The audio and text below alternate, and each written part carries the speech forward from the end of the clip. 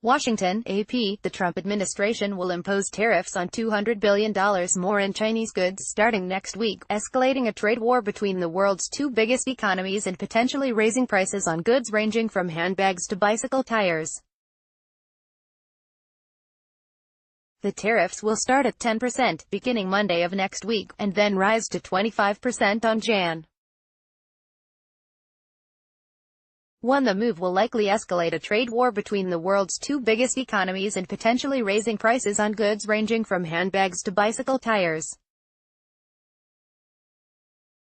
President Donald Trump made the announcement Monday in a move that is sure to ratchet up hostilities between Washington and Beijing. Trump has already imposed 25% tariffs on $50 billion in Chinese goods. And China has retaliated in kind, hitting American soybeans, among other goods, and a shot at the president's supporters in the U.S. Farm Belt. Beijing has warned that it would hit an additional $60 billion in American goods if Trump ordered more tariffs. If China does retaliate, Trump threatened Monday to add a further $267 billion in Chinese imports to the target list. That would raise the total to $517 billion, covering nearly everything China sells the United States. After a public comment period, the administration said Monday that it had withdrawn some items from its preliminary list of $200 billion in Chinese imports to be taxed, including child safety products like bicycle helmets. And in a victory for Apple Inc. and its American customers, the administration removed smartwatches and some other consumer electronics products from the list of goods to be targeted by the new tariffs. At the same time, the administration said it remains open to negotiations with China.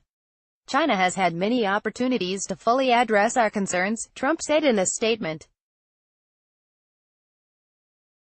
I urge China's leaders to take swift action to end their country's unfair trade practices. More, how Trump's tariffs changed the fates of these two factories. The two countries are fighting over Beijing's ambitions to supplant American technological supremacy. The Office of the U.S. Trade Representative has charged that China is using predatory tactics to obtain foreign technology. These tactics include hacking U.S. companies to steal their trade secrets and forcing them to turn over their know-how in exchange for access to the Chinese market. Trump has also complained about America's gaping trade deficit, $336 billion last year, with China, its biggest trading partner. In May, in fact, it looked briefly as if Treasury Secretary Steven Mnuchin and Chinese Vice Premier Liu He had brokered a truce built around a Chinese offer to buy enough American farm products and liquefied natural gas to put a dent in the trade deficit. But Trump quickly backed away from the truce. In the first two rounds of tariffs, the Trump administration took care to try to spare American consumers from the direct impact of the import taxes. The tariffs focused on industrial products, not on things Americans buy at the mall or via Amazon. By expanding the list to $200 billion of Chinese imports, Trump risks spreading the pain to ordinary households. The administration is targeting a bewildering variety of products, from sockeye salmon to baseball gloves to bamboo mats, forcing U.S. companies to scramble for suppliers outside China, absorb the import taxes or pass along the cost to their customers. U.S. President Donald Trump and China's President Xi Jinping arrive for a state dinner at the Great Hall of the People in Beijing, China, in November 9, 2017. Photo by Jonathan Ernst, Reuters. In a filing with the government, for instance, Giant Bicycles Inc. of Newbury Park, California, noting that 94% of imported bicycles came from China last year, complained that, there is no way our business can shift its supply chain to a new market to avoid the tariffs, and warned, a tariff increase of this magnitude will inevitably be paid for by the American consumer. Trump campaigned for the presidency on a pledge to tax imports and rewrite or tear up trade agreements that he said put U.S. companies and workers at a disadvantage. But many analysts say his combative actions seem unlikely to succeed. The president's negotiating tactics do not work well with China's way of thinking, said Seung-Won Son, chief economist at SS Economics in Los Angeles. Son said he thinks that China will retaliate against every U.S. tariff and that the back-and-forth sparring will escalate until the U.S. is taxing all Chinese imports, $524 billion last year. Still, he said, the U.S. economy appears strong enough to withstand the damage.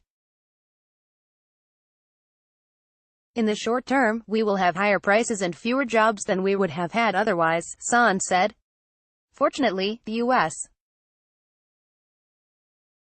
economy is humming, so we don't have to worry as much about what this will do to our economy. Son said the Trump administration is pursuing a legitimate goal of getting China to stop violating international trade rules, but that it should have enlisted support from other trading partners, such as the European Union, Canada and Mexico, and presented Beijing with a united front. On the contrary, Trump has picked fights with each of those trading partners, from imposing tariffs on imported steel and aluminum to demanding that Mexico and China transform the North American Free Trade Agreement into a deal more favorable to the United States. Trump's tariffs on China raise costs and create uncertainty for companies that have built supply chains that span the Pacific Ocean. Some companies are looking to move out of China to dodge the tariffs, said Ted Murphy, a partner at the Baker McKenzie law firm. Some will likely move to other low-cost countries that aren't in the line of fire. Some will bring operations to the United States, one of Trump's goals. For years, multinational businesses went where the labor was cheapest, Murphy said. Now the calculus is more complicated. AP writer Ken Thomas in Washington contributed to this report.